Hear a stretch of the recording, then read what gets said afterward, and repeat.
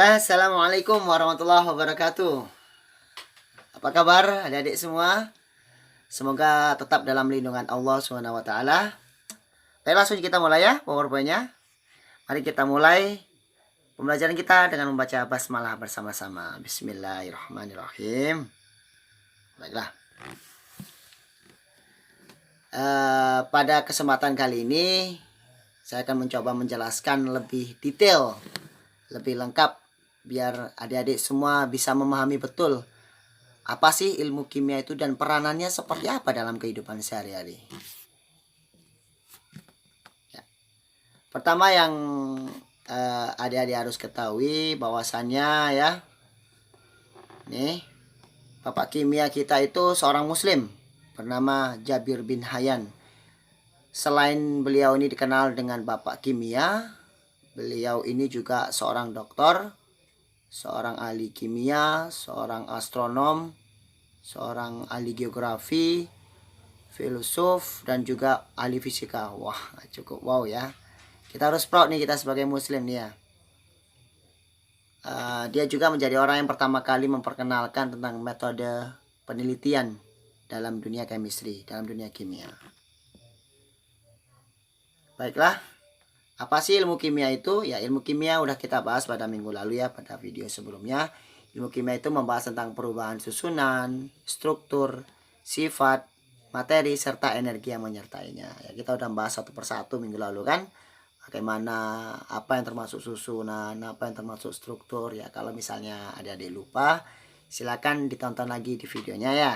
Masih ada kok di Banyas Excellence Channel. Selanjutnya, ini dia. Mengapa sih ilmu kimia itu dinamakan sebagai the central science? Kenapa ilmu kimia itu menjadi pusat-pusat dari ilmu pengetahuan lainnya? Ini saya sampaikan melalui manfaatnya dulu ya. Manfaat yang pertama, memahami alam beserta prosesnya. Contoh yang paling real itu adalah saat kita bernafas. Kita menghirup namanya oksigen dan mengeluarkan yang namanya karbon dioksida. Selanjutnya, memahami produk-produk yang berguna dalam kebutuhan sehari-hari seperti deterjen, sabun, obat-obatan. Pasti kita sebagai manusia tidak akan bisa lepaskan dari namanya bahan-bahan kimia, apalagi berupa deterjen. Kalau nyuci nggak pakai deterjen gimana? Atau mungkin lagi sakit nggak ada obat, gimana coba, ya kan? Selanjutnya, yang nomor 3 manfaatnya yaitu memahami berbagai jenis produk teknologi. Nah, ini yang paling penting. Kita pasti nggak menyangka lagi lah kalau kita itu butuh namanya pesawat, kita butuh namanya mobil, kita butuh namanya kendaraan bermotor ya. Apalagi setiap hari. Kalau adik-adik berangkat ke sekolah naik apa dulu? Sebelum masa pandemi dulu atau mungkin sekarang lah mau pergi main, pasti naik motor kan? Itu ada kimianya tuh. Salah satunya yang dibahas dalam ilmu kimianya apa? Tentang nilai oktan. Nah, itu. Selanjutnya, memahami produk kimia yang dapat menimbulkan masalah DDT, CFC, unsur-unsur radioaktif, dan merkuri. Nah, ini yang paling penting di sini, yang paling menonjol adalah merkuri. Merkuri ini salah satunya penggunaan ini apa? Kosmetik ya, bagi yang cewek. Atau mungkin ya cowok-cowok juga masih pasti suka lah pakai facial wash tuh ya, face wash. Nah, itu juga mengandung merkuri loh. Jadi kalau terlalu banyak untuk digunakan juga nggak baik. Ya kita ala kadarnya aja lah ya. Gimana sih? Ya diimbangi juga ya dengan natural. Mungkin kalau untuk muka bisa dari menggunakan ini apa? Jeruk nipis. Itu bagus buat muka. Yang terakhir, manfaatnya itu memahami bahan-bahan kimia beracun seperti formalin. Oh, kalau nggak ada ilmu kimia, gimana coba kita akan mengetahui bahwa formalin itu berbahaya? Kita udah sama tahu bahwasannya sekarang negara kita ini ya gimana ya? Ada oknum lah ya, ini gara-gara oknum aja nih. Akhirnya pedagang-pedagang itu suka menggunakan formalin dalam proses apa ya, pembuatan bakso atau daging-daging lainnya yang dikonsumsi. Padahal itu nggak baik loh, bahaya, beracun bahkan kan.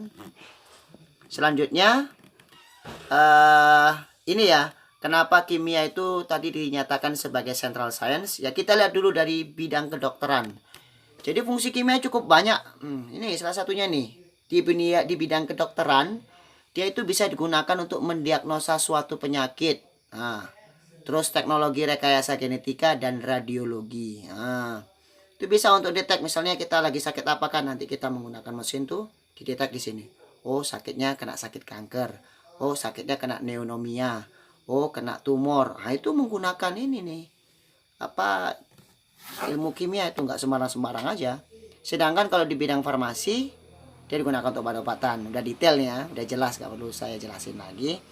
Di dalam ilmu pertanian, dasar pembuatan pupuk. Nah, pupuk kita juga menggunakan bahan kimia nih, pupuk urea ya.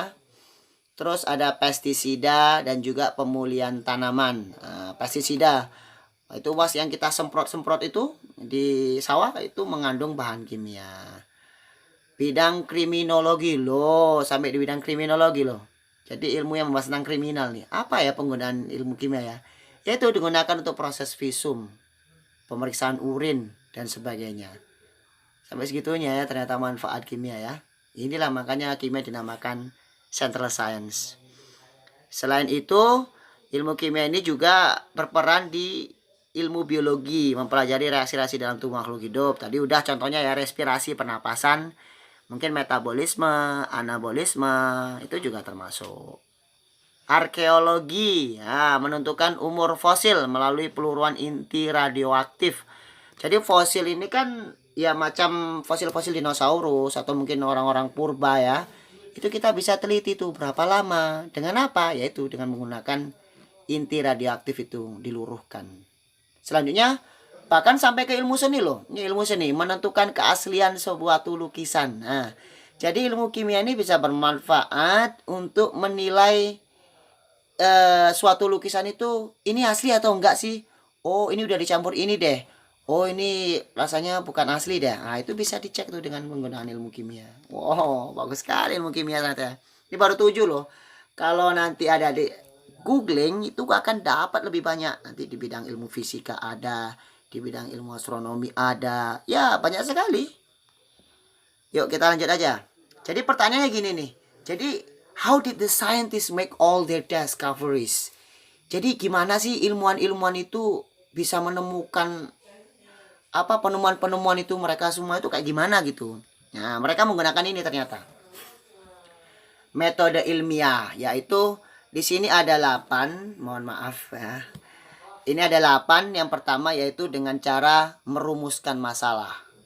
Setelah masalahnya dirumuskan, kita kaji secara teori yang udah ada. Kita kaji, terus kita mengajukan hipotesis. Hipotesis itu apa sih? Hipotesis itu adalah apa ya kalau dikatakan ya? Yaitu kesimpulan sementara ya.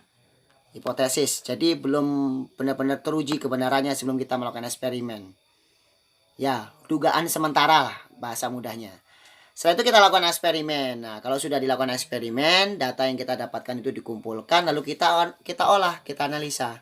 Lah kalau datanya sudah terolah, sudah dianalisa dengan sesuai metodenya ya, sesuai runtutannya, langsung kita buat kesimpulan. Nah, di kesimpulan itu nanti kita tahu, oh, jadi ini loh penyelesaian dari masalahnya seperti itu. Nah, nanti dibentuk yang terakhir dibentuk dalam melaporkan hasil penelitian dalam bentuk laporan ilmiah. Nah, ini tugas buat adik-adik ya. Silakan ditulis, dicari bagaimana sih sifat-sifat seorang ilmuwan itu, dia harus apa? Apakah dia harus subjektif atau objektif?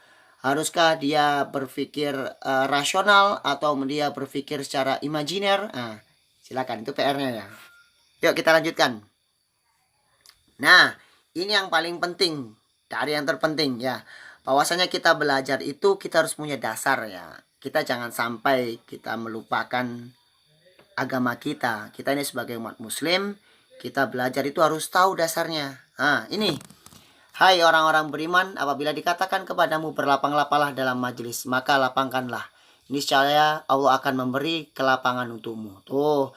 Jadi jangan berharap pinter kalau Ananda tidak pernah belajar. Jadi jangan berharap sukses kalau Ananda tidak pernah belajar. Jadi tetap semangat ya. Ini Allah aja nyuruh kita usaha loh. Insya Allah akan dimudahkan. Ya mungkin sampai sini saja yang bisa saya sampaikan ya. Pada pertemuan kali ini.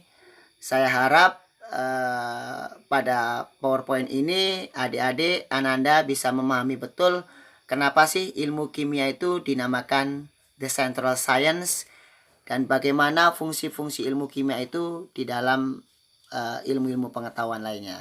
Terima kasih. Pada pertemuan kali ini mari kita tutup dengan membaca hamdalah bersama-sama. Alhamdulillahirabbil alamin. Semoga video ini bermanfaat. Wassalamualaikum warahmatullahi wabarakatuh. Salam sobat kimia.